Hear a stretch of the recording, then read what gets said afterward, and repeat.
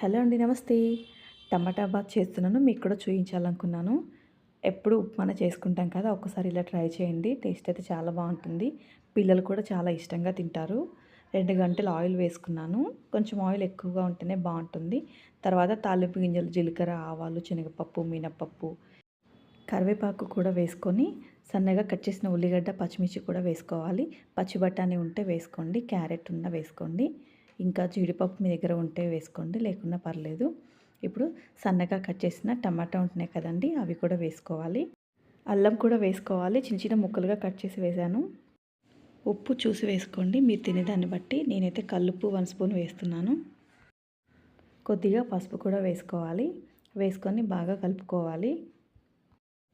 మనం చేసేది టమాటా బాత్ కదండి, అందుకని కొంచెం టమాటా ఎక్కువగా ఉంటేనే బాగుంటుంది. చూసారు కదా, మంచిగా మగ్గిపోయాయి. ఇప్పుడు ఎసరు పోసుకోవాలి. 1 గ్లాస్ రవ్వ తీసుకున్నాను నేను. 1 గ్లాస్ రవ్వకి 4 గ్లాసులు వాటర్ వేసుకోవాలి. అప్పుడైతేనే టేస్ట్ చాలా బాగుంటుంది, మనకి హోటల్ స్టైల్లో అనిపిస్తుంది. ఇంకా 4 గ్లాసులు వాటర్ పోసేసాను. ఇప్పుడు బాగా ఉడికించుకోవాలి వాటర్ని. చూడండి, నీళ్ళు మసిలాయి కదా, ఈ విధంగా మసిలిన తర్వాత అప్పుడు రవ్వ వేసుకోవాలి. అప్పుడే తొందరగా మంచిగా ఉడుకుతుంది. రవ్వ ఇలా సన్నగా దారపోయాలండి. ఒక్కసారి పోస్తే గడ్డలు కడుతుంది. టేస్ట్ అయితే చాలా బాగుంటుందండి. ఒకసారి మీరు కూడా ట్రై చేయండి. మీకు ఎలా వచ్చిందో కామెంట్ బాక్స్లో కామెంట్ చేయండి.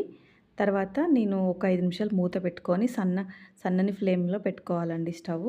తర్వాత నెయ్యి ఉంటే నెయ్యి వేసుకోండి మీ దగ్గర. నెయ్యి వేయడం వల్ల మనకు చాలా టేస్ట్ వస్తుంది.